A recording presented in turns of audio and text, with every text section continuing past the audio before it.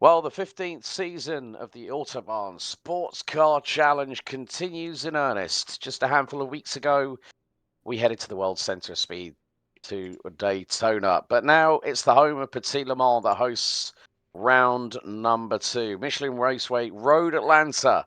And welcome along to you all. My name's Alex Goldschmidt, and I'll be joining Chris Murphy, who is running shotgun solo last time out. But we have some information, some housekeeping, as it were. So let's give you an update on the points as things stand. So there are multiple championships. So Pat Pellichat leads the way in GTP ahead of Dominic Durenberg, with Harrison Higgins, Jumbo Pfeiffer, and Nathan Dowd rounding out the GTP field.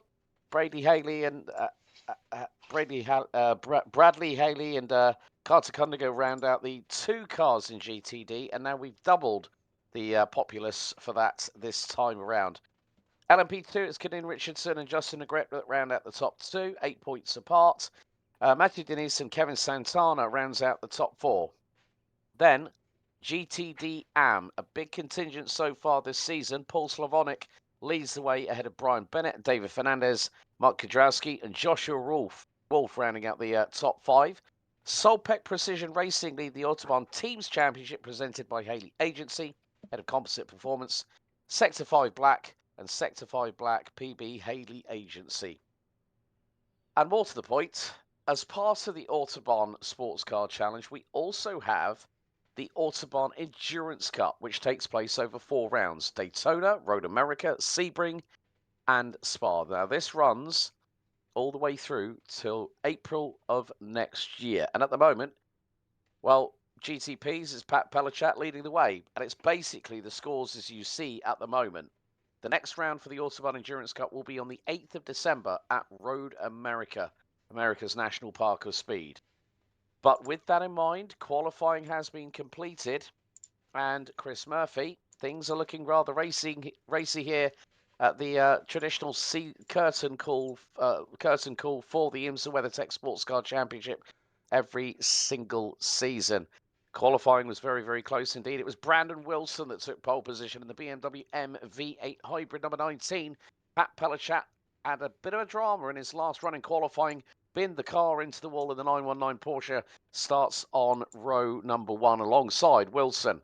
Nathan Dowd and Harrison Higgins round out the top 4, with Billy Smith the second, Dominic Durenberg and Jimbo Pfeiffer rounding out the last 2 cars on the GTP grid, both Acuras. Then we look at how things turned out in LMP2, and current series leader Kadin Richardson took pole position by just over a tenth and a half ahead of Walker Carroll. Robert Tinsley and Kevin Santana round out the top 4.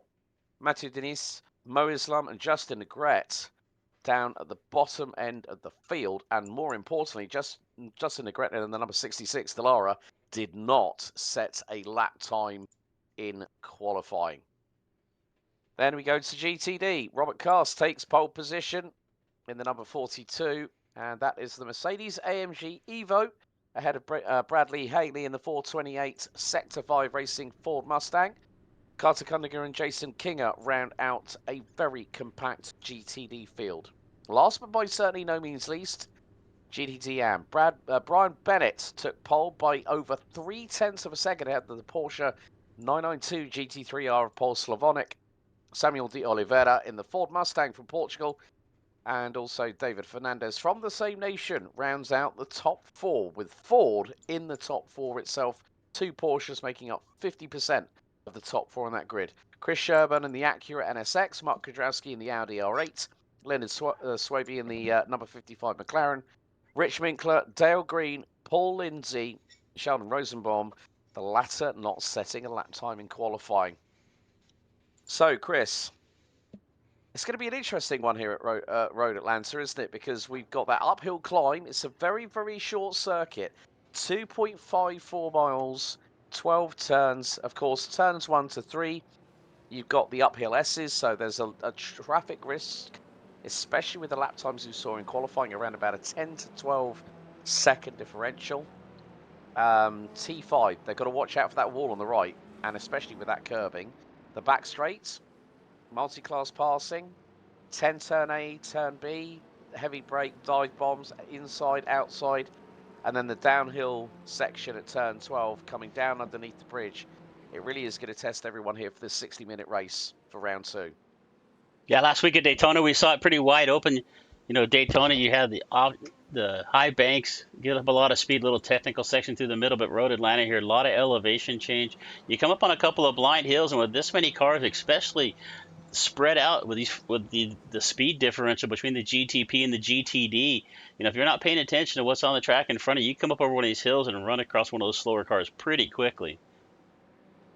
So, weather is dynamic, surface dynamic, sky dynamic, and more to the point, it is BMW that now has the second different pole sitter overall. Pat Pellichat took the win last time. Can he make it 2 for 2? Because he took the victory out of the 913 Acura of Dominic Dernberg, who's going to start all the way down in 6th in the class. It was then Harrison Higgins in the 53 Porsche the Porsche 963 hybrid that rounded out the top 3. But will it be our same winners as we had last time? The big thing is the start procedure is as follows. GTP, the pole is controlled the post pace car exit. LMP2s will start literally 1 second after GTPs, and then the GTDs and the GTD AMs, they will have to, the pole sitter will have to accelerate at turn 12. So now we get underway with our second round of season number 15 of the Autobahn Sportscar Challenge here at Michelin Raceway Road Atlanta. It's Wilson on pole, Pelchat alongside. Richardson and Carroll line up on the front row of the LMP2 grid as already we've gone green and Wilson has punched the pedal to the metal and straight away down the short run into the sweeping right-hander uphill into T1. He's leading the way. A little bit of a battle between Billy Smith II and Dominic Dernberg for 5th place as they go up the hill. They're going to hit the crest, go down through into 3 and 4 on the run down into turn number 5. Meantime, Robert Cast has got a 6/10 of a second lead over Carter Kundiger in the GTDs. Brian Bennett leading the way ahead of Paul Slavonic in the 528 Porsche in the GTD Anfield. And look at the flood of GTDs coming up over the crest, over at turns 2 and 3, down the hill through into 5 for the first time. But straight away, Robert Cast using the power of that naturally aspirated 6.2 litre V8 front-mounted lump in that Mercedes-Benz. He's trying to pull away early, but look at Carter Kundiger right on the back end of the Mercedes as they go through 6 and 7 here on the opening tour. Group GTD cars grouped up. You know, we're going to see probably the best race throughout with these GTD cars are all so closely in qualifying. The LMP, we get back up here to the top of the GTP. Pat Pellichat's closed up on the back of Brandon Wilson. Last week, Pat Pellichat ran away by about 30 seconds over the field. Looks like the newcomer here, Brandon Wilson, showing up here this week at Road Atlanta, is going to give him a fight. So we're going to see a good fight up here in the front between Wilson and Pellichat, hopefully throughout this whole hour of racing. Yep, and it could be very, very quickly that these two will start pulling a gap, and they already have done over Nathan Dowd. The gap between Pat Pellichat and the 07 caddy is 1.6 seconds. And there we see Billy Smith running a partial Martini livery there. Love that. Love Martini livery, looks always great on a Porsche. And that very much has been obliged by Harrison Higgins. Well, not Harrison Higgins, it's Billy Smith the second. But Higgins trying to power away in that sister Porsche 963 hybrid as they go down the dip, down the steep compression into turn 10A and 10B. Then you've got to get the traction coming out of the hill. Walker Carroll giving Kadeen Richardson a bit of a chase up the hill. They go for the second lap as Pat Pelchat has got the gap down between himself and Brandon Wilson in the BMW at the front end of the field to 0.3 of a second. So Pelchat for the Solpec Precision Racing crew that lead the team standings overall after the opening round is hot on the heels of Brandon Wilson. But Brandon Wilson, as you rightly said, Pat Pelchat nearly ends up in the barriers. He made a bit of a clumsy mistake. Too much exit speed out of turn 5, nearly clattered into the wall with the right-hand side of the Porsche. Yeah, you saw Wilson actually kind of get off in the dirt there just a little bit as well. And, you know, you see this happen often. If you're the following car, you'll see a guy drive off and you kind of follow him out there. And I think that's exactly what Pelchat did right there. Saw Wilson get off the racetrack and just kind of followed him right out there, unfortunately. But did a nice job of saving it. And we're still battling here about 0.6 of a second away from each other. Oh, we've had a bit of a drama in the GTD AM side of things. David Fernandez in the number 09 Porsche 992 has been in pit road for over a minute, plus the transit time. So let's see if we can go back Fernandez and take a look. might have had yeah, let's have a look at the replay here. Oh, no, that's a clash with the Audi of Mark Kudrowski. And Fernandez gets punted again, and he's going to go backwards. He keeps it out of the wall, but suffers significant left side damage. So David Fernandez is going to be not a happy camper after that one. Sheldon Rosen.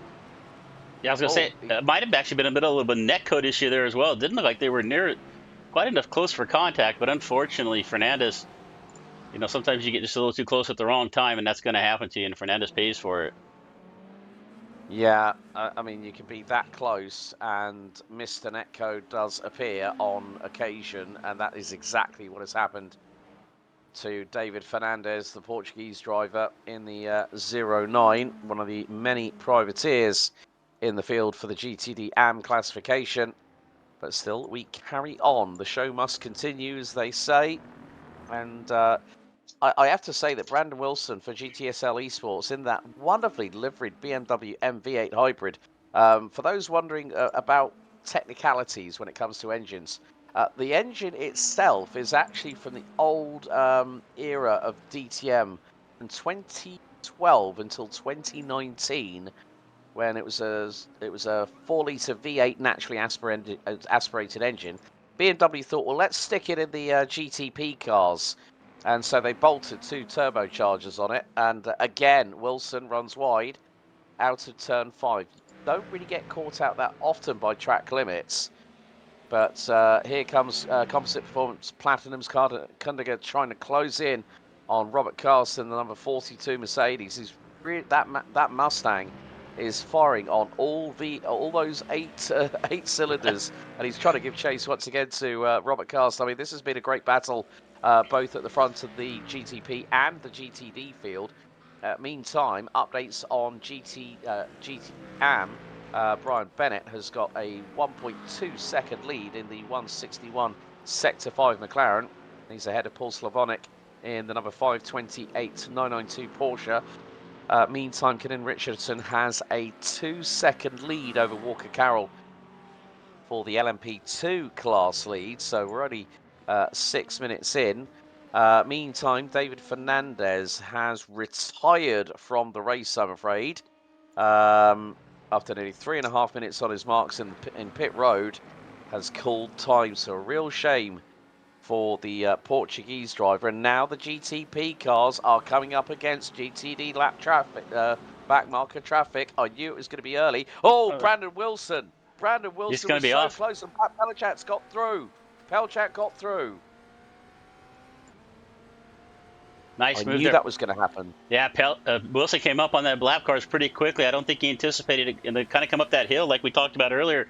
Pelchat took advantage of it, saw Wilson with the mistake, dove down to the bottom, not only got past about 4 or 5 lap cars, but also moves himself out into the lead. Let's see if we can take another look at that pass here. So it's the 71. Paul Lindsay was in front of Brandon Wilson. Wilson has nowhere to go. He tagged the back of Lindsay, gave Lindsay a bump, and then Pelchat went right. That's both barn doors on the farmyard opened up well and truly. And then gaps Brandon Wilson. And now the lead is about 1.1 seconds in the favour of Pat Pelchat in the number 919 963 Porsche Hybrid. And it's going to be a case of the faster cars making their way past the traffic. Pat Pelchat on the flashes already. And he's not that far behind, actually, lapping the GTD class leaders as Carter Kundigan now closing in on Robert Cast for the lead. Gap is about 4.5 tenths of a second and closing. So can we see if the pony car can close on in 0.46 of a second? Now, I think Carter needs to be a little bit closer to Robert on this particular occasion, but Pat Pelchat catching them with an absolute brace of speed. And now we're going to, let's keep on board. Let's give you an on board with Pat Pelchat as he's got the two GTD class leaders in front of him. Out of turn number 12 on the power, using the hybrid assist. Now into turn number 1, down to 5th gear, maybe even shift down to 4th. Up the hill through 1, now into 2. Now down to 4th gear, down to 3rd.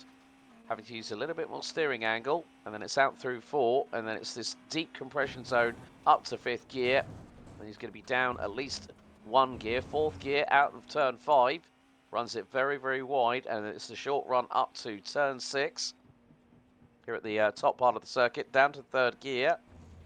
And using as much steering angle as he can, but allowing the car to open up the steering. Down to 1st gear for turn 7. And now he's going to be fully on the power. Top speed recorded by Pat Pelchat on the previous lap was 189.5 miles an hour. He's at full throttle, 6th gear, now up to 7th. Through the slight kink on the run down to turn 10A. It's going to be hard on the brakes for Pat Pelchat. Down to 2nd gear through turn 10A, through turn 10B. Get the traction down, up to 3rd. And then down through 11, down through 12. And that's the lap on board. Michelin Raceway Road Atlanta on board with Pat Pelchat for Solpec Precision Racing. And his lead now is 2 seconds. Looks like Brandon Wilson, I think, might have caught a little bit of traffic along the way. Yeah, take a look here at this battle with Carter Kundigan and Robert Cast once again. Carter led had an early lead at Daytona last week, was looking to take the win there. Unfortunately, came in, got a black flag in the pits, got a speeding penalty, and that put him way back in the field, allowed Bradley Haley to get the win there. Carter charging back at the end, but just could not make up the distance. But right now, looking really strong right here in second right now, trying to chase down Robert Castor for this first position here in the GTD cars.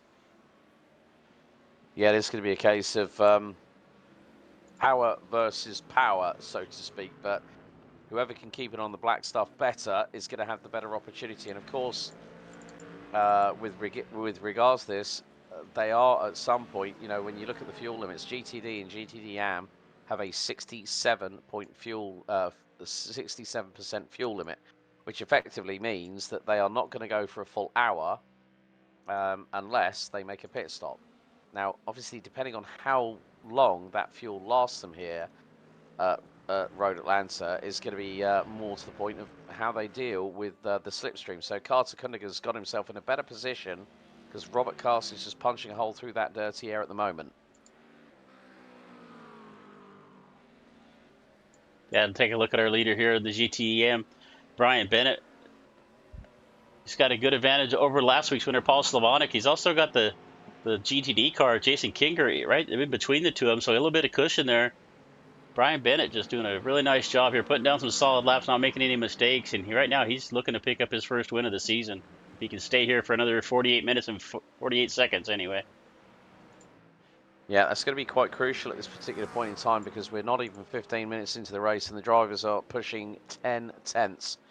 Right, we've had dramas a little bit further back in GTD AM. Chris Sherburn and Mark Kudrowski are both been in pit lane for a significant amount of time. 2 minutes 45 for Sherburne and nearly 4 minutes for Kudrowski. So we're going to have a replay here. I did say about turn 5. Oh, and Sherburne has nowhere to go because Kudrowski clattered into the barrier. I did say about turn 5 at the top of the show. I'll go back, Chris, and Mark Kudrowski is the first victim. Yeah, so let's put that in slow. I tried to put it in slow mo, but yeah, just a mistake getting off the track right there, hitting that barrier, and unfortunately gathering up some couple other. Oh, nice move there, but I'm not sure who that yellow car was, but a good move getting around that. Nice reflexes.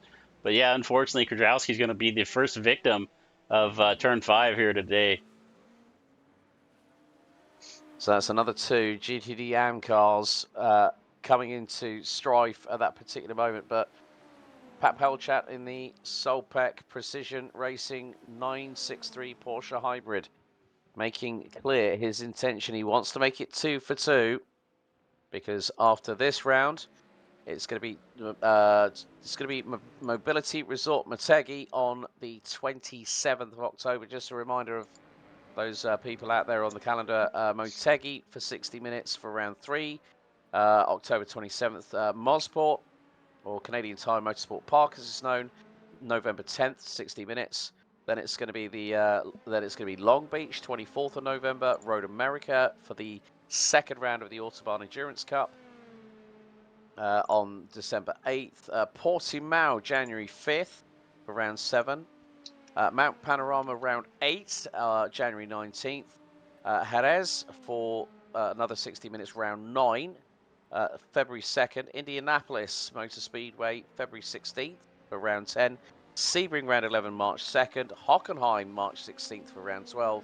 Penultimate round of the season will be at Motorland Aragon on March 30th, and then the 14th and final round of not just the Autobahn Sports Car Challenge for season number 15, but the final round of the Autobahn Endurance Cup will be held at the legendary Spa-Francorchamps, April 13th, for a 90-minute enduro. So now that we've got that bit of housekeeping out of the way, can we change that schedule and just go to Spa next week? I love Spa. Anytime I get a chance to watch a race there. Spa's an awesome track. I had the privilege of being there for the CrowdStrike 24 hours of Spa-Francorchamps, which is not only part of GT World Challenge Europe powered by AWS, but the Intercontinental GT Challenge. If people say, well, how can you, Mr. Goldschmidt, know about so many different series? Well, it's a case of, as a commentator, you're keeping an eye on what else is happening around the calendar, not just what your calendar is happening there as well. So, more to the point, I mean, Pat Pelchat's doing a really, really good job. We are more than a quarter of the way through. We're about to hit the 15-minute mark, so a quarter of the time are counting down, and I think it's just about how Brandon Wilson can affect a plan B, because he's now 2 seconds behind Pat Pelchat here, Chris, and Pelchat didn't have it all his own way in qualifying. Like I said, he tagged the wall and spun the 919 out, and that was with about 3 minutes still left to go in the qualifying. But now they're starting to catch the LMP2s as well, so I wonder how many laps the GTD AMs are going to be hit by the end of this race. How many laps down they're going to be, because the some of the GTD AMs are already 2 laps down on Pat Pelchat. Yeah, it looks like they're getting lapped about every 6 to 7 laps, it looks like. So, yeah, quite a few. But, Pat Pelchat, for Brandon Wilson got out there in the front, and Pelchat wasn't really challenging. He was staying close, but not really pushing the issue. But once Wilson made that mistake there in traffic, Pelchat was able to get out in some clean air, and it looks like that's really to his liking, because he's about 3 seconds now. He's picked up another second here in the last half a lap or so. Brandon Wilson was doing a good job staying within about 2 seconds, but Pelchat starting to pull away just a little bit more here, as it looks like maybe Wilson caught back there in traffic one more time. Yeah, so let's just give you a quick rundown of the top 3 in the respective classes of our second round of the Autobahn Sports Car Challenge for season number 15. Pat Pelchat leads in GTP, 3 seconds ahead of Brandon Wilson. Nathan Dowd in the 07 Caddy rounds out your top 3. LMP2, well, leading the way in the class is Kadeen Richardson in the number 82 Dallara. Walker Carroll rounds out second, and Robert Tinsey in the number 11 rounds out your top three. Battle still very much in prominence in the lead of the GTD class as Robert Carson, the number 42 Mercedes, leads Carter Kundiger in the 02 Mustang. Bradley Haley in the 428 is 6 seconds off this battle. Bradley Haley, up until this point, was leading the standings. That could possibly change with Carter Kundiger being ahead of the number 428. Meantime, in GTD AM, top three are as follows. Brian Bennett leads the way in the 161 Sector 5 racing McLaren. And then it's the 528 Porsche, driven by Paul Slavonic. And he's running out P2. Samuel de Oliveira in the number 522 Portuguese run entry. Is that the Mustang is that a Care Bear livery? I'm going to say, I don't know. You might have. I don't think so. It's it looks similar to a Care Bear livery, but no, I don't think it is. It might be something to do with something within the Portuguese culture. I'm not 100% sure, but maybe if we get the chance to have a chat or two in post-race, we might find that out. So those are your top three rundowns. We'll give you another top three rundown at the half-hour mark when we're halfway through this race, but yeah, Kundiger still trying to, and now Robert Cast. Look, they're both bump drafting LMP2s. So the big thing here is now that's going to give them a bit of overspeed. But here comes Pat Pellichat. Hello, goodbye, see ya, wouldn't want to be ya. Yeah, just a speed difference right there with the GTP to the rest of these cars. Pat is just on a tear right now. He's spreading that lead out to now about almost 3.5 seconds over Brandon Wilson. Pellichat just putting on a clinic here. We're getting through traffic as well. I've not seen him make a single mistake on the lap cars. You know, and the challenging thing for these GTD cars, you know, you got Cuttinger right there battling out with Robert Cass, but at the same time, he's got to be aware of these LMP2s and the GTPs coming up on him, and he's got to, you know, maybe not necessarily needs to move completely out of the way, but it's got to hold the line, and that's really could be hurting his chance here to try to get around Cass here for the lead in the GTD class. Yeah, very much the case. When looking at the last lap times by our respective class leaders in GTP and then also GTD and AM, 1 minute 8.9. It was an 8.9 for Pat Pellichat. Brandon Wilson did a 9.4.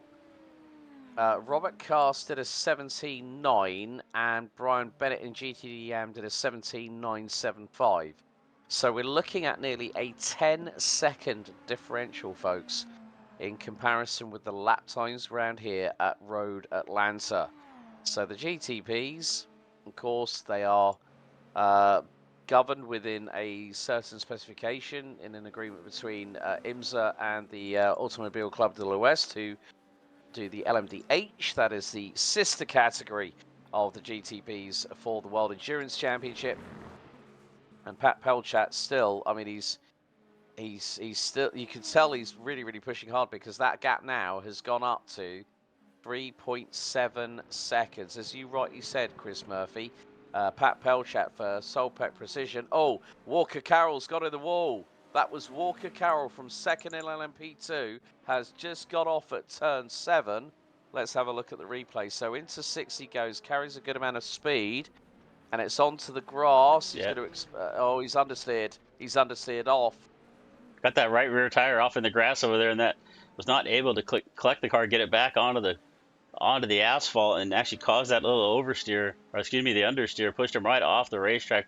Nice job recovering, though. Didn't really take any damage, but did lose definitely lost some valuable time to Caden Richardson. Yeah, and also that's allowed Robert Tinsey to close on in. So the gap now between Caden Richardson and Walker Carroll is 7.7 seconds. And Tinsey is 4.4 seconds behind Carroll in the battle for second place. As Bradley Haley is just ahead of the leader in the GTD AMS, which is Brian Bennett for Sector 5 racing. And they've got an LMP2 closing in on them very, very quickly indeed. Not too sure. That might be Mathieu Denise in the Solpec Precision Racing 617. Yes, it is. I thought I caught the Solpec, one of the newest brands within the sim racing sphere. Had the opportunity to meet that company at the Sim Racing Expo, which is taking place between the 17th and the 19th of October this year at Dortmund in Western Germany at the exhibition hall there. So Mathieu Denis currently sitting in 6th position as the Canadian. But Justin Negret did not make it to the grid, did not set a lap time in qualifying, so Justin is going to drop down from what is effectively, I think was, let's just double check the points, was second out of second behind Kenny Richardson, who's on 52 points and could be looking for a maximum score here. So the number 82 Composite Performance Carbon LMP2 class leader is doing a stellar job, like we said earlier on. Meantime, Mo Islam has got through on Mathieu Denis, so the two Canadians swapping places. So Mo Islam in the number 91 car, also one of the Composite Performance drivers. And oh, that's a very, very lovely livery. Kind of reminds me of the actual national flag of India. As always, he's trying to get through on Carter Kundiga. Kundiga pulls the Mustang to the right-hand side. That's going to lose him more time to Robert Cast, and now the gap between them is 1.1 seconds. So it's all coming down to that moment where we see what the pit stops will be like. For those wondering about BOP and fuel limit, there's no applicable BOP to any of the classes here in the Autobahn Sports Car Challenge, but there are fuel limits. 80% for GTP, 90% for LMP2, GTD and GTD AM, 67%, which says to me, I mean, I do commentate on the on one of the other GT3 series, and they run on a 60% fuel limit of the tank capacity. So maybe with about 15, maybe 10 minutes to go, we might see some of the GTDs and GTD-AMs come in for a splash of fuel towards the end of the race. What was the story a few weeks ago back at Daytona for the opening round, Chris? As far as fuel mileage? Yeah. Yeah, just about everybody had to come in and pit for fuel. At least one stop at Daytona. I'm kind of expecting the same thing here.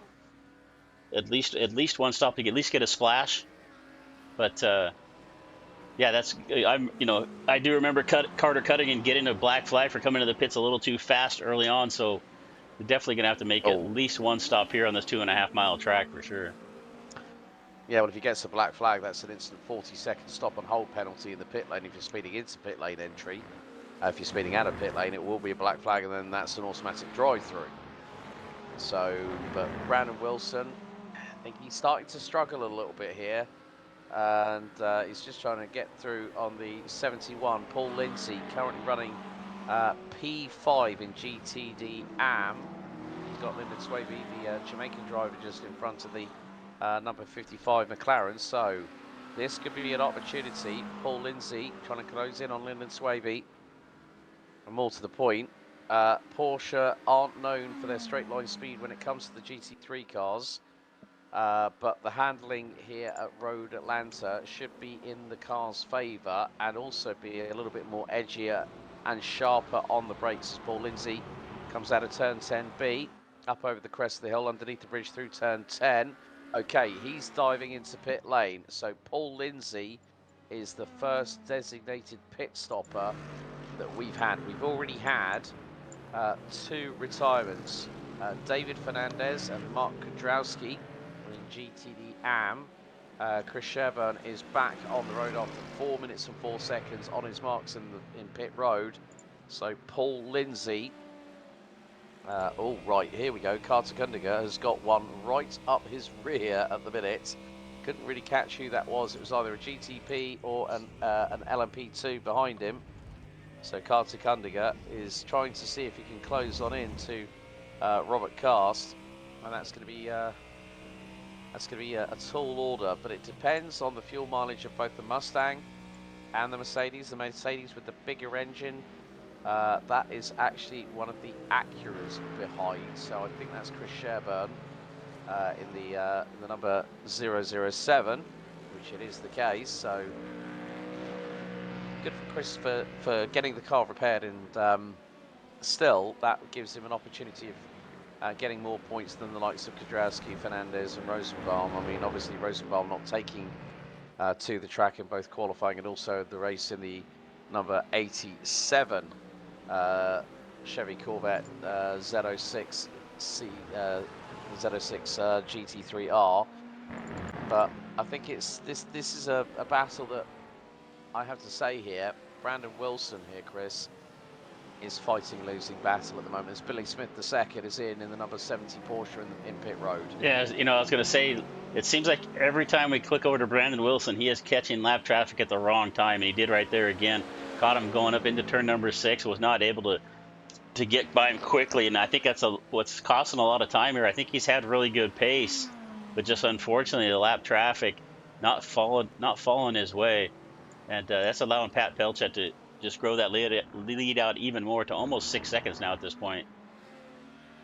Yep, we're on lap 25 now as Pat Pelchat swings it wide, turns it into turn 1. Up the hill he goes, and he's closing in on Chris Sherburn there in the Acura, an SX, one of the GTD AMs. And well, the thing is, Pat Pelchat has that presence of mind. He's got to be very, very careful of the inside of these curves. One wrong move and that Porsche will end up being spun around and ending up in the barriers if he's not careful. So we are just under 2 minutes away from hitting half time in round 2 of season number 15 of the Autobahn Sports Car Challenge. Thank you very much for everyone joining us. Don't forget, if you are watching along, please don't forget to like, share and subscribe, and also hit that little notification bell. Pat Pelchat once again on the flashes, and that is Robert Carsey's just got through on. Robert Carsey's flashing the lights to say, no problem, you're clear, go on, go through. I know you're a lot quicker than me at the moment. I mean Robert Carson's last lap was 17.5. Pat Pelchat was a mid 8.8 at that particular occasion. So we'll make that a 1 minute 9.1.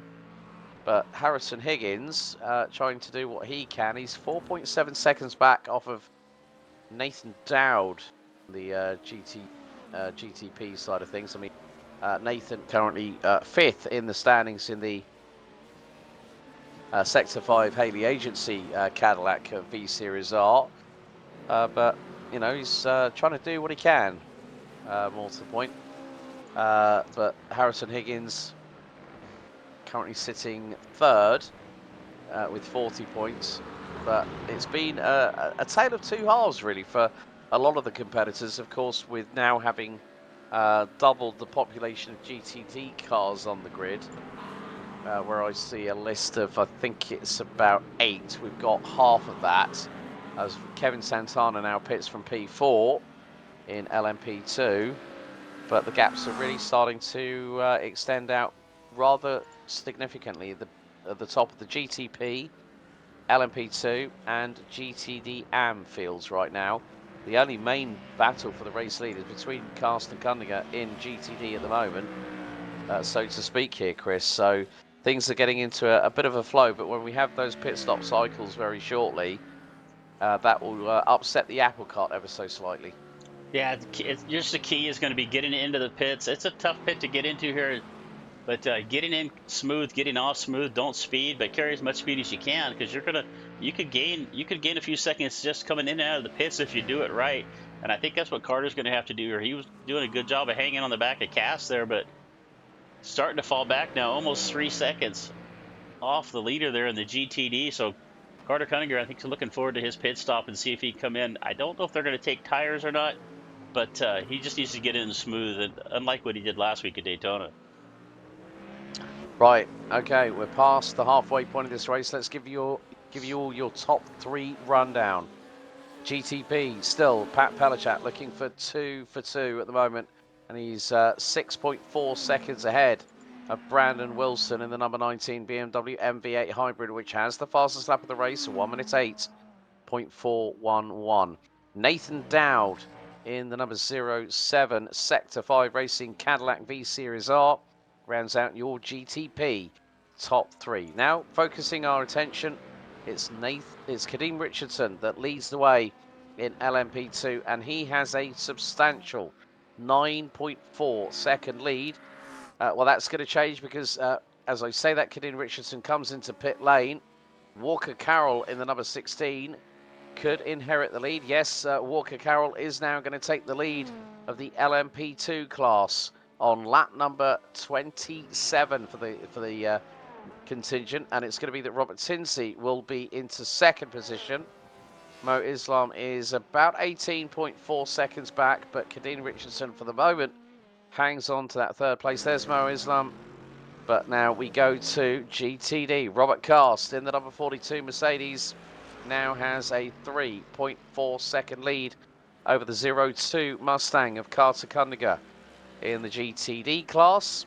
And then a further 7.4 seconds back, it's the 428 Mustang from Sector 5 Racing, Bradley Haley, rounding out the top 3 in GTD. There has been a change, however, in GTD AM. Brian Bennett still continues to lead, but he now has an 8.7 second advantage over Samuel de Oliveira in the 522 Mustang. So Paul Slavonic in the 528 Porsche is now rounding out the top 3. So Slavonic must have had a drama a little bit earlier on, which meant that the Portuguese driver would get through, as we now hit the 27-minute marker to go here at round 2 out of season number 15 for Autobahn Sportscar Challenge 2025-2026. And, well, this is the man of the moment. You did say that Pat Pelchat is putting on a clinic. He is continuing to do so. He's leaving no stone unturned here at the home of Petit Le Mans. You know, yeah, Pelchat running out in front here, and he knows the pace that Brandon Wilson had. Brandon showed it in qualifying and showed it early on in the race. And so Pat Pelchat needs to put as big a gap as he can between the two of them, because any mistake, if he lets Wilson get close to him, he did show that he has the pace to compete with him. As you said, Wilson has the fastest lap in the race right now. So Pat looks like he's pretty much running every lap like it's a qualifying lap. He is pushing hard, trying to grow that gap as much as possible. Almost 8 seconds now. About halfway through this race, about what, 24 minutes left to go. You know, right now, unless something crazy happens here, I think Pelchat's going to go 2 for 2 here to start the season off for the Autobahn. Yep, in the meantime, LMP2, Walker Carroll is about to complete lap 28 and dives into pit lane. So, full cycle of pit stops will be completed momentarily. Walker Carroll, sensible man, has put the pit limiter on. And now it comes down into pit road and will get on his marks very shortly. Kevin Santana with the slowest pit stop of anybody, 30.92 on his marks, as Walker Carroll comes to a stop. And there is Kadeem Richardson coming down the backstretch, heading down in towards turn 9 and then turn 10A. Paul Slavonic, first of the top 3 in GTD AMS to pit on lap 26. Here comes Richardson. He's going to retake the lead very, very shortly out of turn 12. Comes the 82 Composite Performance Carbon Dallara LMP2 car. Now sweeps his way through into the race lead. It could be it could be very, very close between Walker Carroll and Robert Tinsey on entry. Tinsey has crossed the line. He's not that far back. He's about 6.4 seconds adrift. But the big thing is Walker Carroll will be on cold tyres, cold brakes, and he's just had an off track. I thought that might happen. Oh, and he's hit it. He's hit the wall. Walker Carroll has hit the wall. The last time we saw him go off at turn 7, he missed the wall. Oh, dearie me, and he got a tag from... Did he get a tag there from Slavonic? I think he did. I think he did too. Let's go back and take a look at that. Well, Walker Carroll has just struck drama within the last 25 minutes of the race. It's through turn 2 into 3. I said cold tyres, and look, it over rotates. It snaps on him, and it's gonna. It was the slightest glance with the front, the right side of the front splitter, and then just some scrapes, I would imagine, on the paintwork on the right hand side of that LMP2 car. And no, that was netcode. Yeah. I think it was, yeah, because Walker Carroll had to It would have said car on your right, and then all of a sudden Slavonic was right through. Change is now happening in GTD AMS as we speak. And look, Walker Carroll has got right with him Kevin Santana. This is the final step of the rostrum in LMP2. So Walker Carroll has got Santana right on his case. Up the hill they go through turn 1. Over the crest of the hill through 2. We run on board with the 666. And Santana has a very, very welcome crosshair style view. He knows now that Walker Carroll has hit drama, and his tyres will be up to temperature a little bit more because Kevin Santana came into pit road on lap 24, and Walker Carroll left it until lap 28 to come in. Meantime, Bradley Haley and Jason King are in the pit lane. Carter Kundiger was the first of the GTDs to pit. Robert Carr still out there, so Kundiger now back into P2.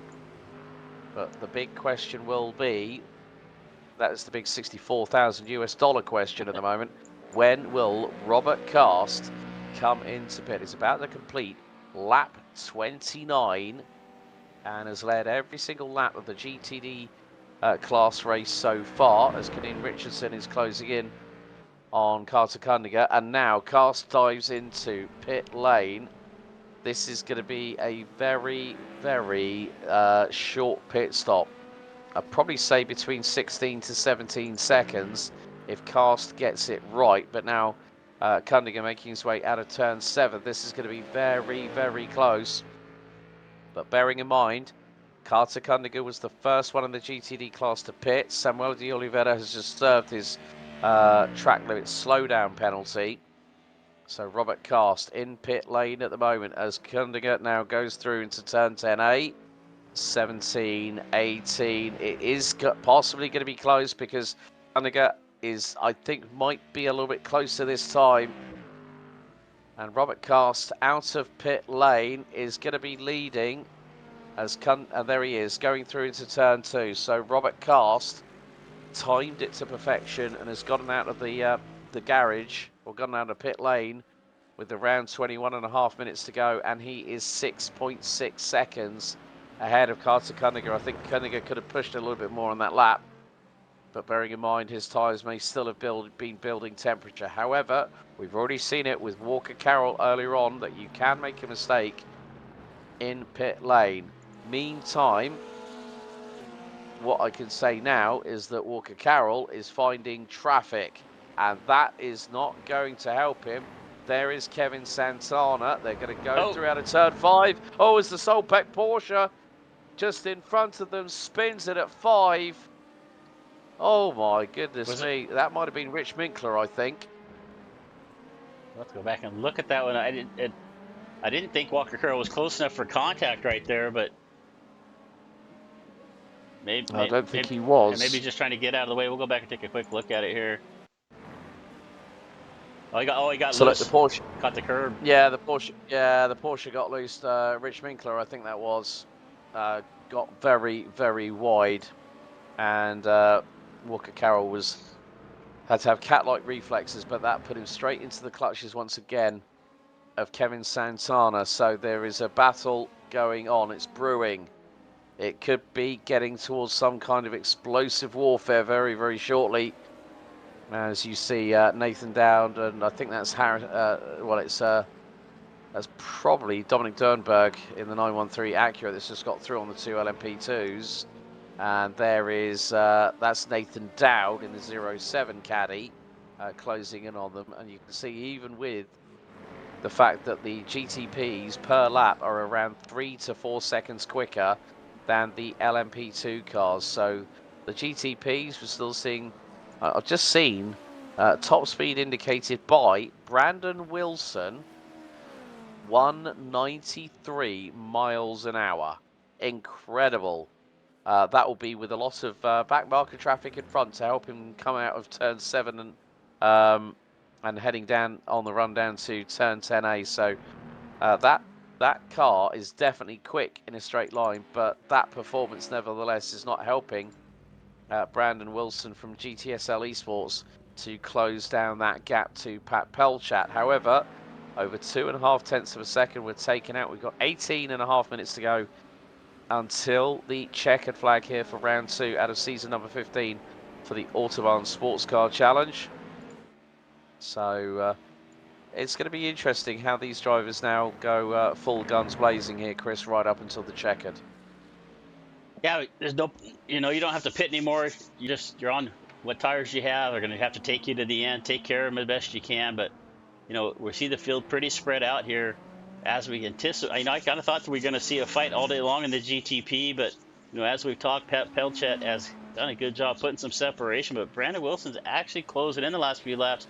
He's got this down about a second over the last lap or so, and he's now down about 7-second gap. If I look at the last lap, he was about 0.3 of a second faster. So Wilson doing everything he can to reel in our leader, Pat Pelchat. But maybe Pelchat can catch some traffic here or something like that, give Wilson a chance. As once again, you see the time's just going down, 6.6, 6.7, 6.6 now. So Pelchat has to go off into the dirt right there to get around the lap traffic. So pretty aggressive move there for your leader, but he got through there.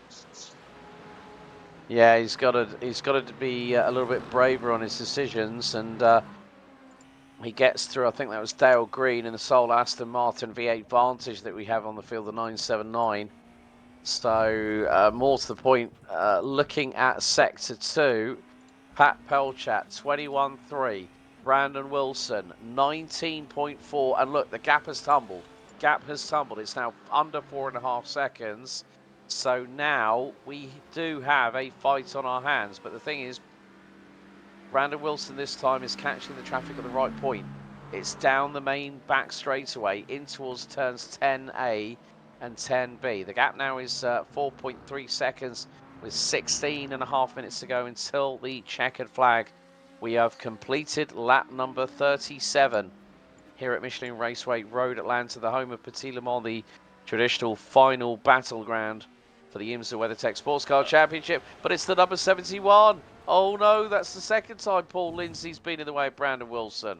But Brandon Wilson could not get past him. I think bumped him. Yeah, I think Brandon just anticipated him moving up out of the way, going to the outside. He didn't, dove down to the bottom, and he was still there. Had to get on the brakes hard, pushing hard here again to make that ground up. But it's still 4.3 seconds. So Brandon Wilson, fortunate. We talked earlier how about he was struggling hitting traffic at the wrong time, but this particular group of traffic, he hit it perfect down that long straightaway. Was able to get through him. Although a little challenge there at the end, but he has cut that lead down by about 3 seconds over the last couple of laps. So we could have a fight on our hands before it's over with. Well, the thing is, Sector 1, Brandon Wilson lost half a second, then gained it all back through Sector number 2. Sector 3, he'll be getting through very, very shortly, I would imagine. Yeah, he's caught up by another 2.5 tenths.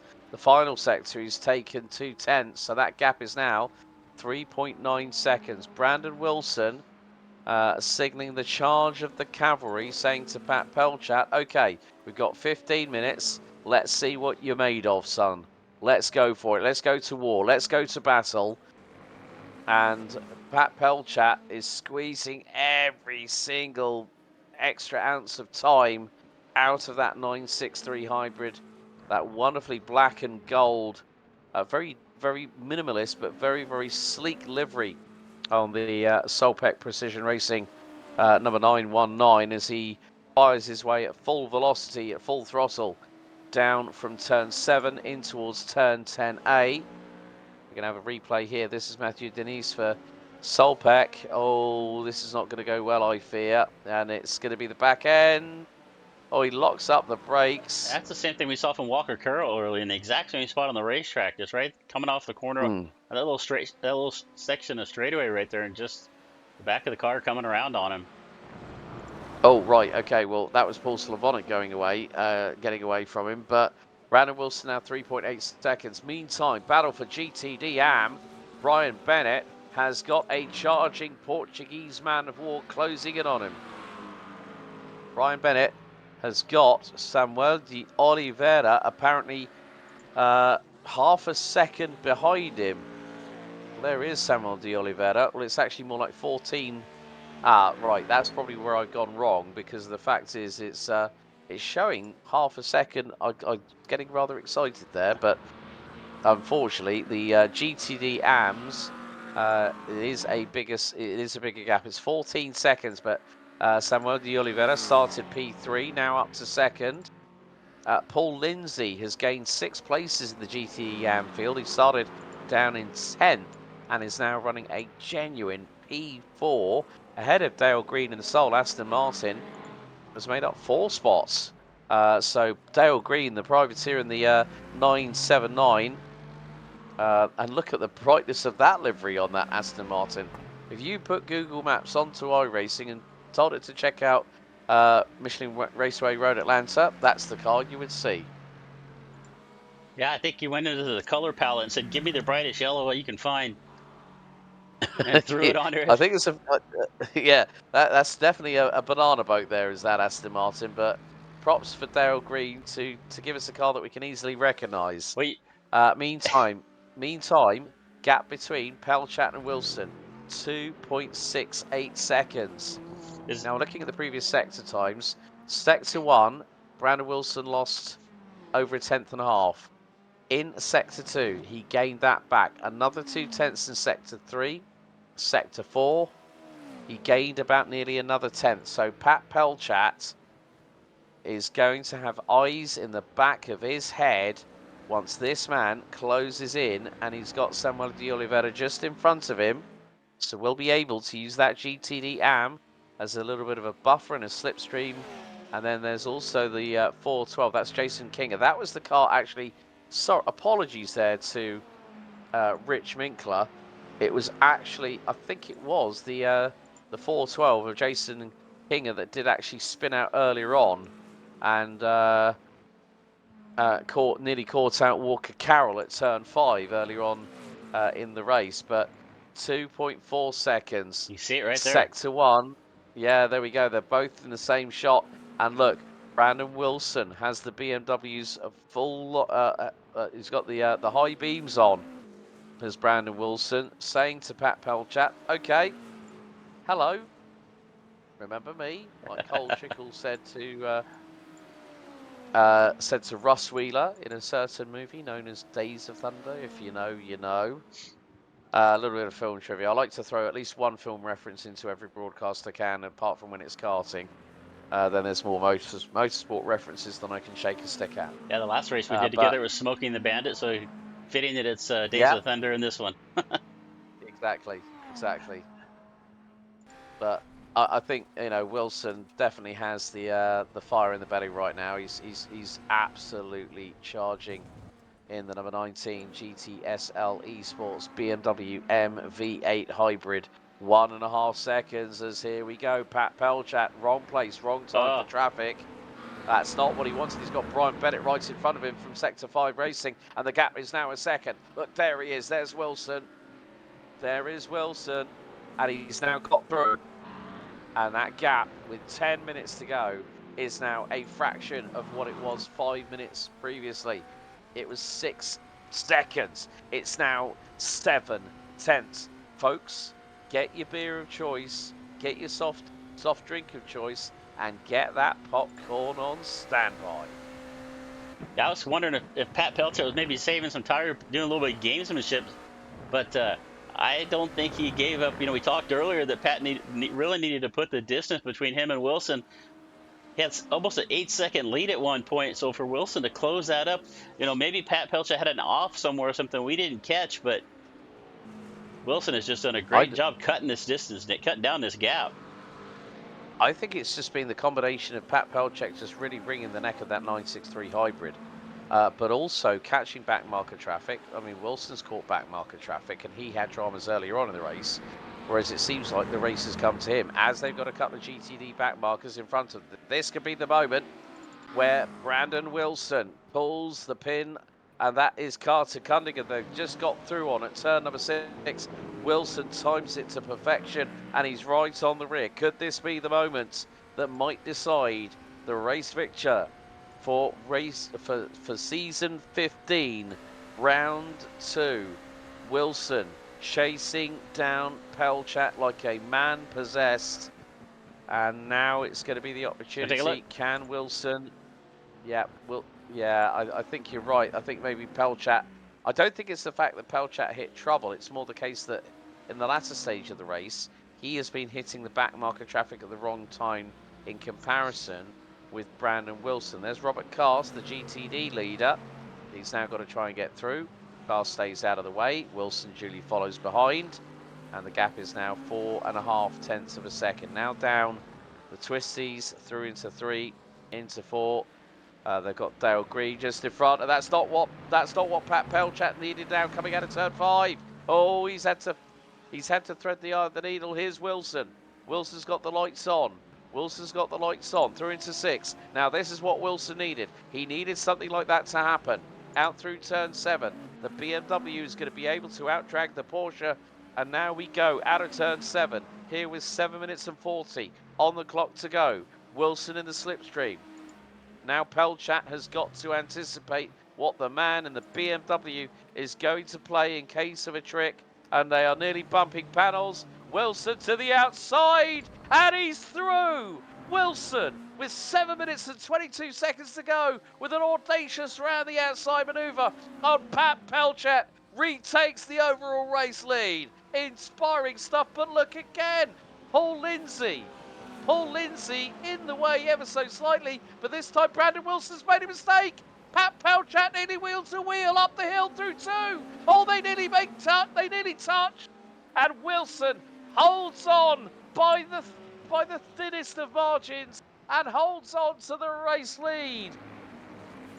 Are they going to do this for 6.5 minutes? I don't know if we can take this or not. But Pelchat was closing the gap back up on there, but got a little wiggle coming off the corner. Had to check up off the throttle, and that let Wilson to get about a couple more car lengths on him. So still 6.5 minutes left in this race. Still quite a ways to go. But it looks like Wilson with the pace.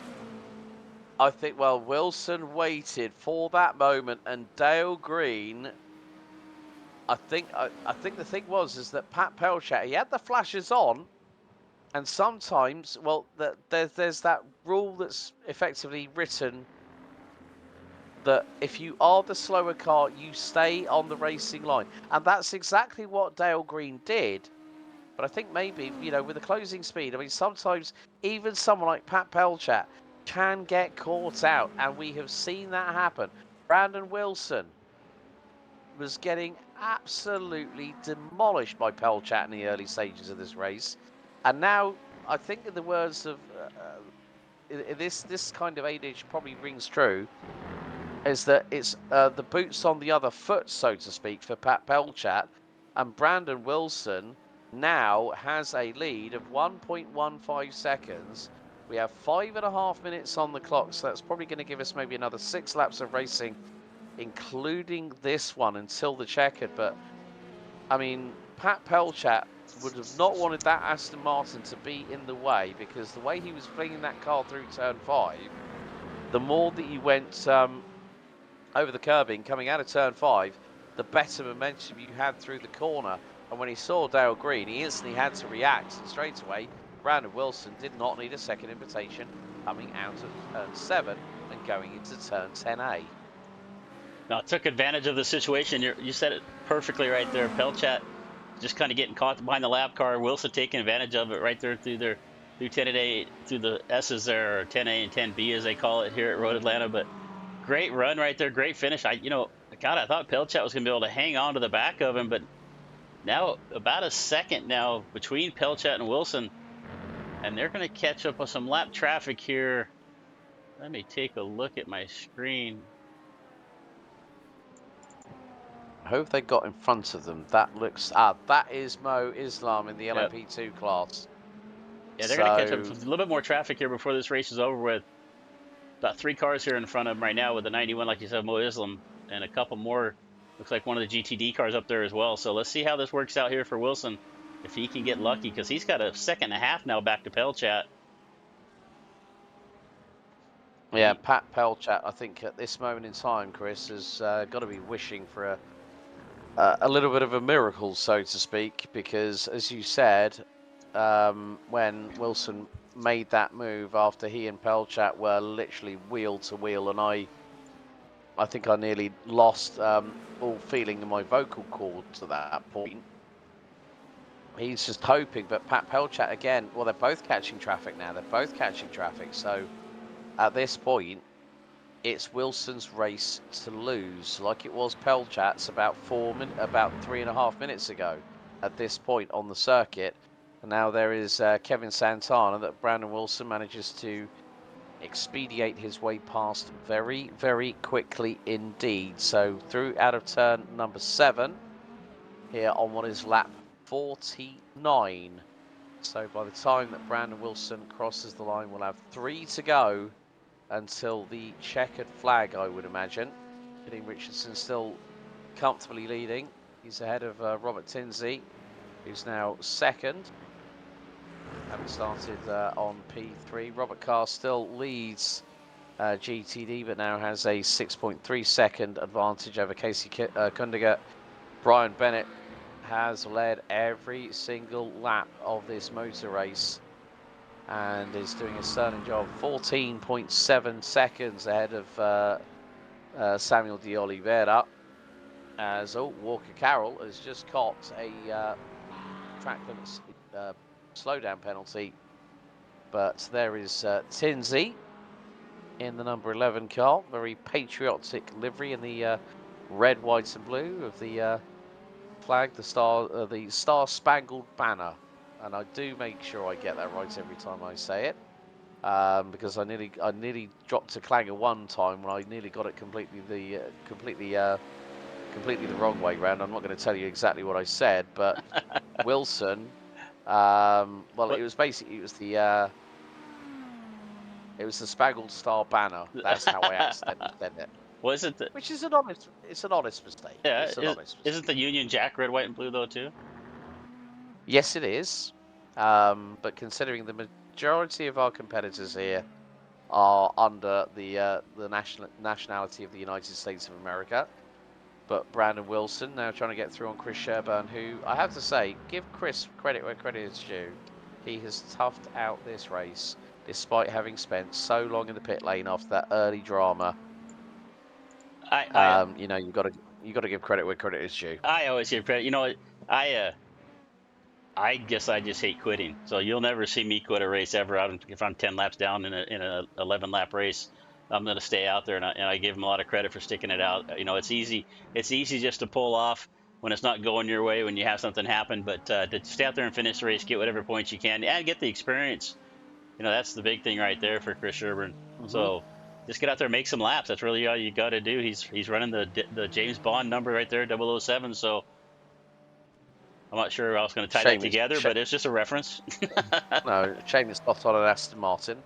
Oh, there you go. That's all I'm saying on that one. There we go. But it is going to be the white flag lap this time. Brandon Wilson with an almighty battle with Pat Pelchat for the race lead with about 7 minutes to go.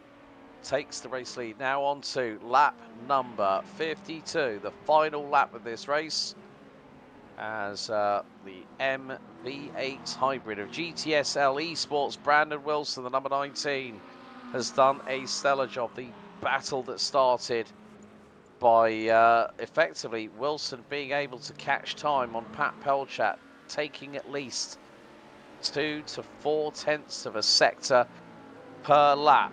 We are now on 0, and Brandon Wilson has got to negotiate his way through this back marker traffic in front of him. And now he's going to make it rather easy, thread the eye of the needle, over the crest, through 8. Now it's going to be into the right-hand kink here at 9. Pat Pelchat very much on the flashes. Into turn 10A. 10B. Now 2 more corners underneath the bridge for the final time. Through turn 11 and out of the final corner, the checkered flag waves. It's not 2 for 2 for Pat Pelchat. Brandon Wilson wins here at Michelin Raceway Road, Atlanta. Great job. And Caden Richardson's got a big lead here in the LMP2. He's going to bring home the win for his first win of the season. Or Yeah, second, sorry. second. Yeah, Brian Bennett in GTD AM has already crossed the line, and he is going to be. Oh well, hang on a second. Paul Slavonic is going to take P2 because Samuel de Oliveira has struck trouble somewhere along the line. Oh, and he lost it. The 522 from Portugal lost it, and Slavonic will be through on him. Oh dear, Samuel de Oliveira. Such a shame for the driver from Portugal, who was 7th coming into this round, but Brian Bennett takes the win ahead of Paul Slavonic and Samuel de Oliveira. So we're waiting for the last few runners and riders in our respective classes, but Brian Bennett now will effectively be very, very close to in terms of the points. But this was the moment. Brian Wilson, high, wide, round the outside at turn 10A. A little bit of a love tap from behind, courtesy of Pat Pelchat. But that was the manoeuvre at 7 minutes and 40 on the timer to go. And then this little exchange with Paul Lindsay. They both get through. Pelchat managing to get full throttle. Wilson makes a mistake through 1.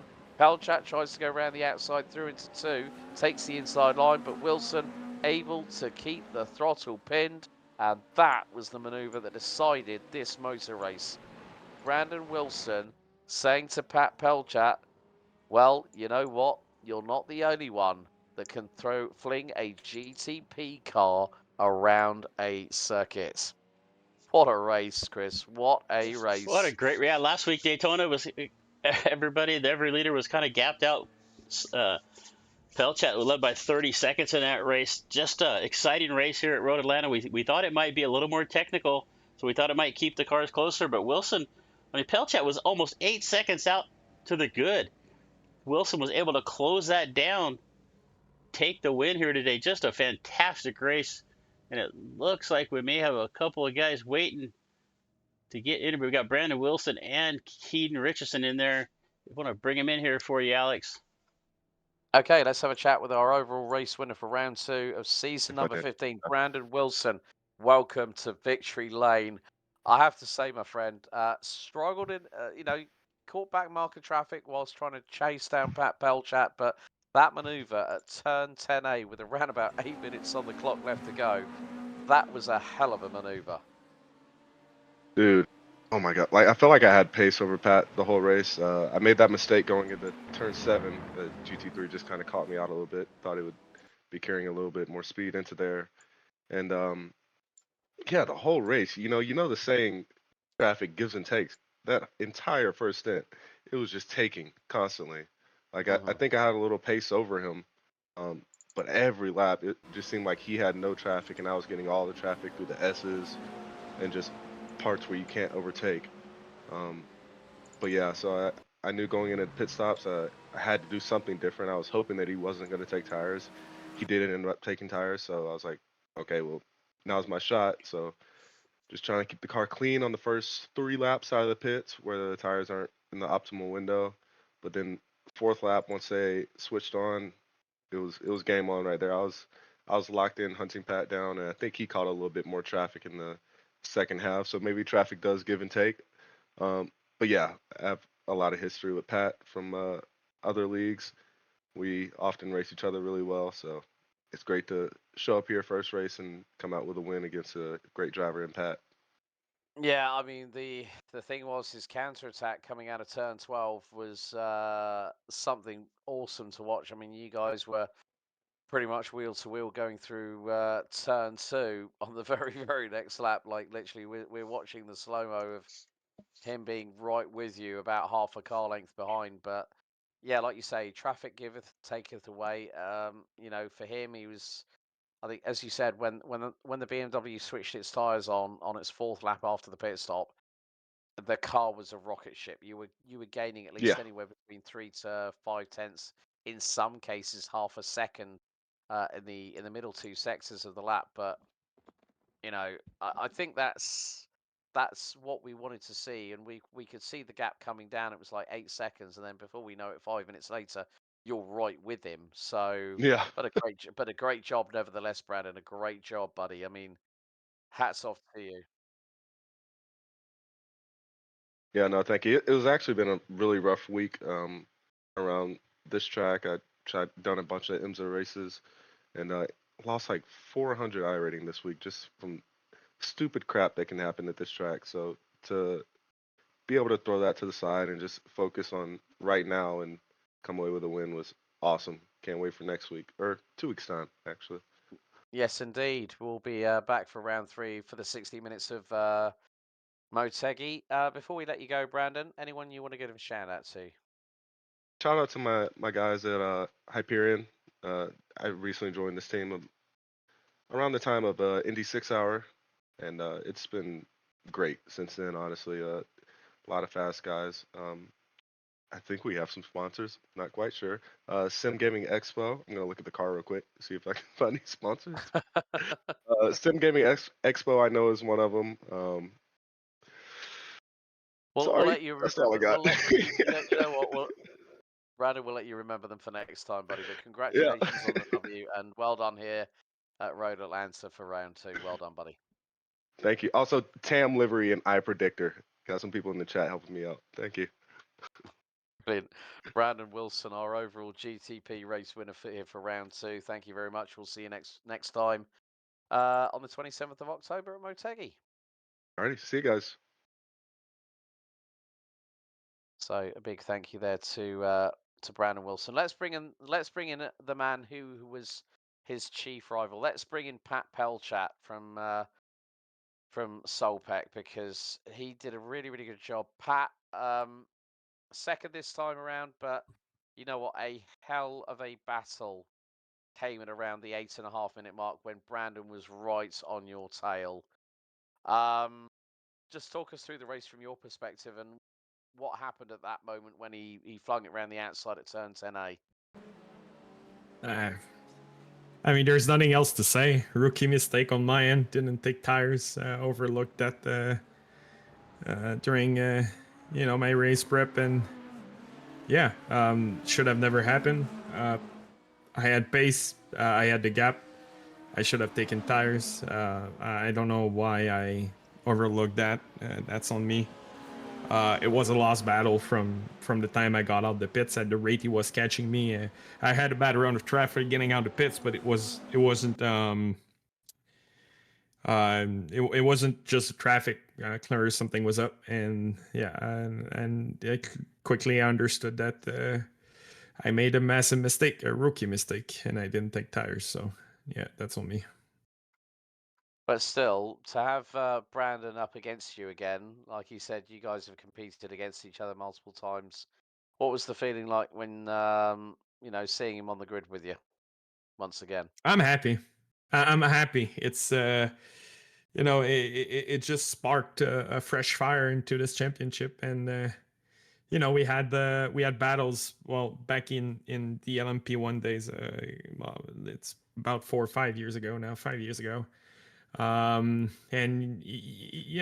I was well, he was quick. There was potential, but he wasn't at the level he is right now, and more recently, about a year ago, we fought in the PRL, Precision Racing League, which is now no longer a thing. We fought for that 2024 Season 4 championship. It was a hard-fought battle. But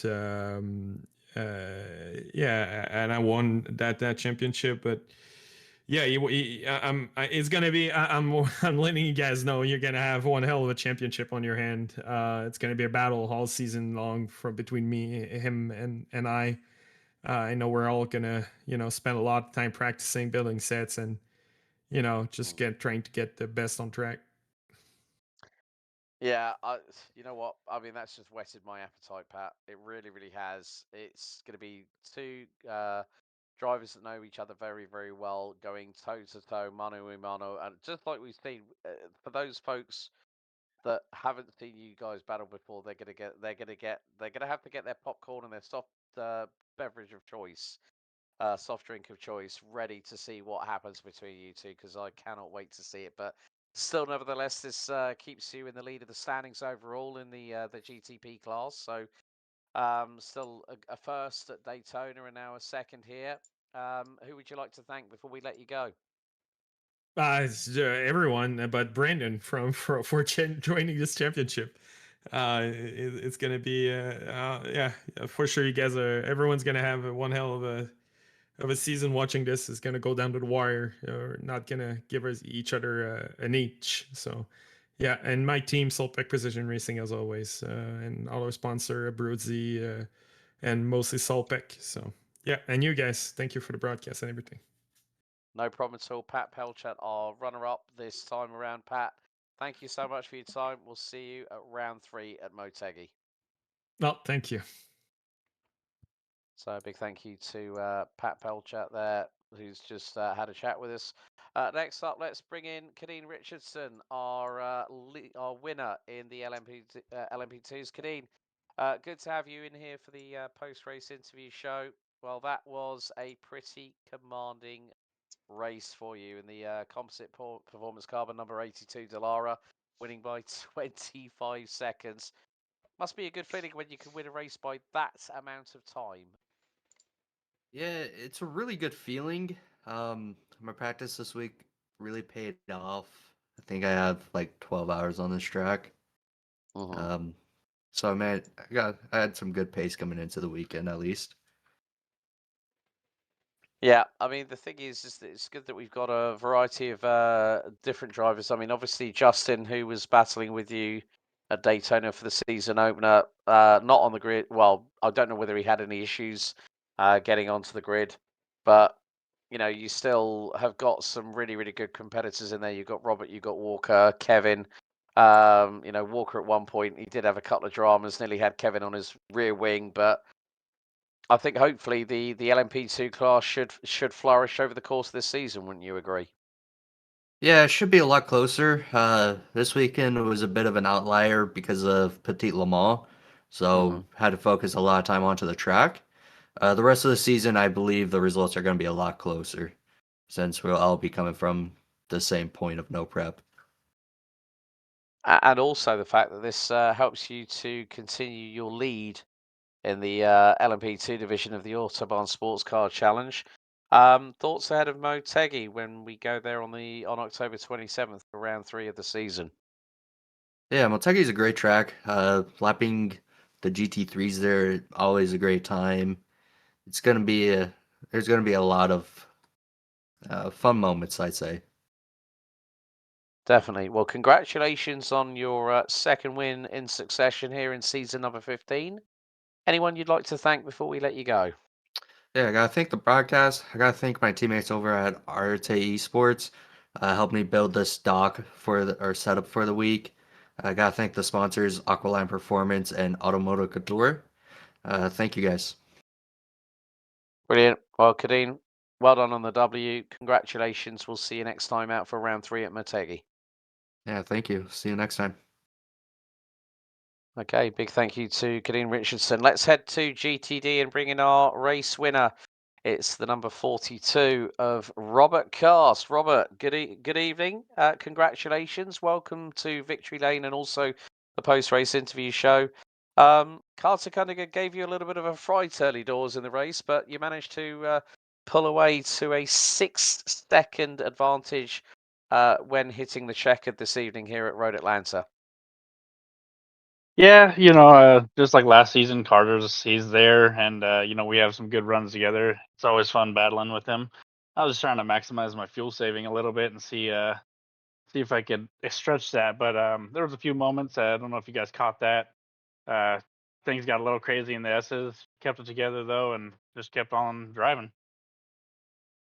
I mean, the Mercedes definitely you were able to stretch the legs of it coming out of turn 5 into 6, and then obviously the long drag down through turn 7 into turn 10A. I mean, the Mercedes, when you are able to exploit its straight line speed, it really is a good tool to have at your advantage, isn't it?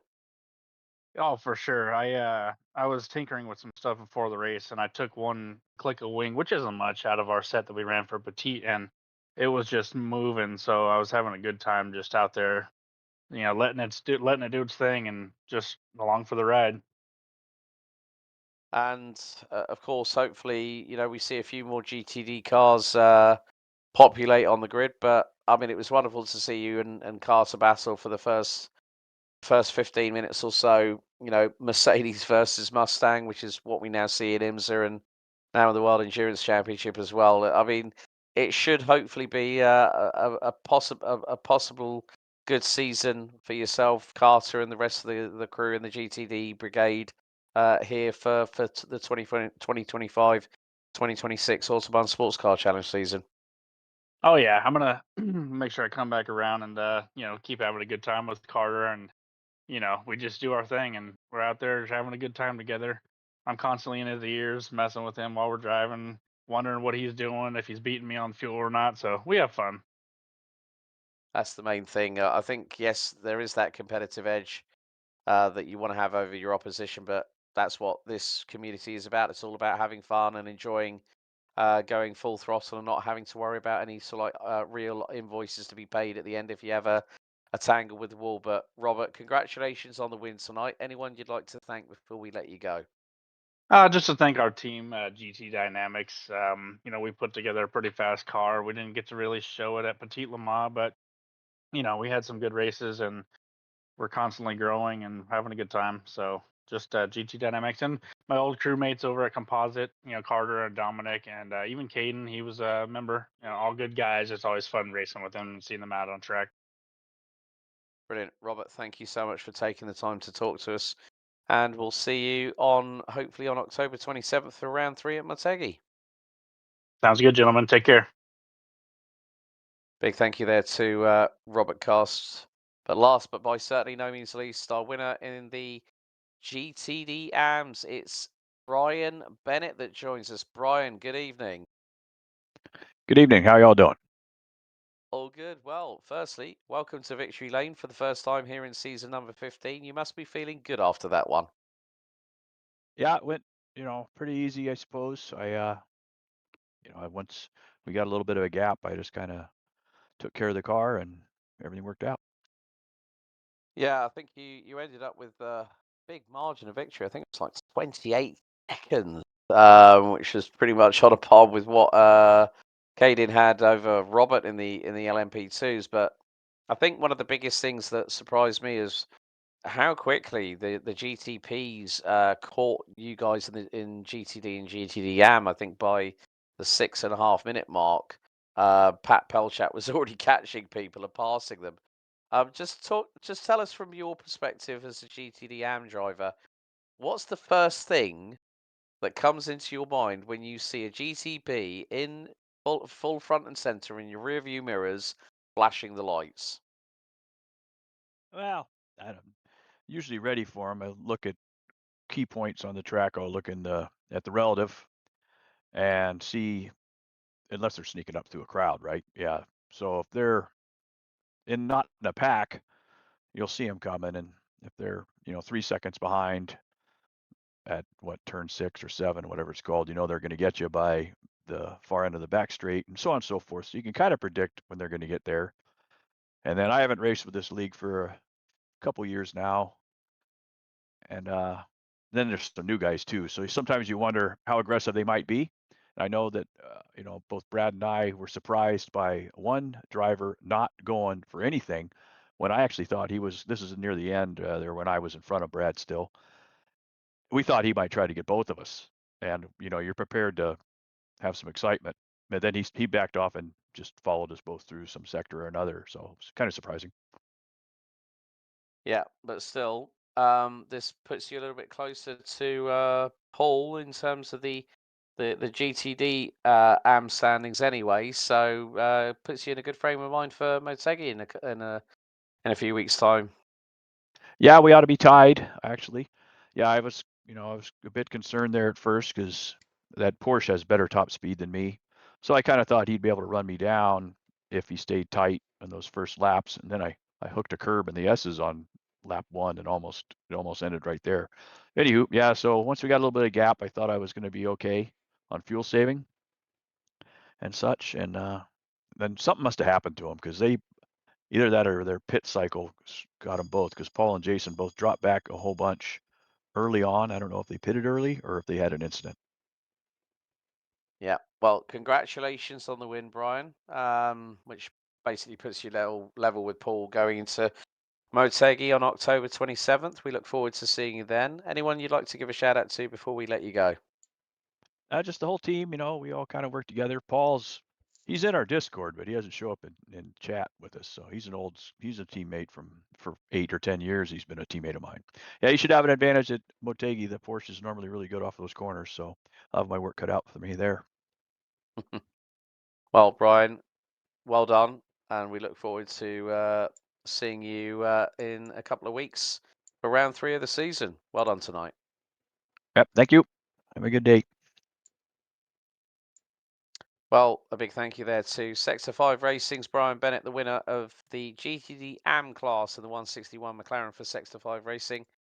Chris, Road Atlanta is done and dusted and in the books as we've got our respective results up online, with Brandon Wilson winning ahead of Pat Pelchat and Nathan Dowd rounding out the top 3 in GTP. Then we've got Kadeen Richardson, Robert Tinsley, and Walker Carroll in LMP2. GTD, Robert Cast for GT Dynamics, and then number 42 Mercedes takes the victory ahead of Carter Cunningham and Bradley Haley, rounding out the top 3 in the 4 strong grid in GTD here for round number 2. And then the top 3 in GTD and Brian Bennett, Paul Slavonic, and Samuel de Oliveira, who could have ended up on the second step of the rostrum this time out at Michelin Raceway Road Atlanta. But what a race we've had. I mean, to be honest with you, it was really interesting to hear what Pat Pelchat said, that he wished he had taken tyres. So obviously Brandon Wilson deciding, you know what, if I've got an opportunity, I'm going to take the tyres, I'm going to switch them on, and I'm going to go for it. And Pat Pelchat knew he'd made that mistake. He's kicking himself a little bit for him, but I'm sure that the 919 will be back firing on all cylinders at round 3 on October 27th at Motegi. Yeah, I looked at the pit times there during that, and the pit times were pretty close. I fully expected they both took tires, so really surprising there. But that definitely explains why Brandon was able to run him down there at the end on those old tires. Pat did everything he could to hang on, but just a little mistake there is going to cost you, and hopefully that doesn't cost him the championship fight. But looking forward to what we're going to see on the 27th at Motegi. Yes, indeed. So, ladies and gentlemen, thank you for joining us here on the JP Broadcasting Network. You've been in the company of Alex Goldschmidt and Chris Murphy for round 2 of the season. The home of Petit Le Mans once again delivers. But what will happen when we head to the land of the rising sun on October 27th, where the Mobility Resort Motegi will host round 3 of season 15, the Autobahn Sportscar Challenge. Thank you so much for tuning in. Don't forget to like, share, and subscribe. And until next time, race hard, race fair, and if in doubt, well, you better go flat out. Thank you for tuning in. See you next time.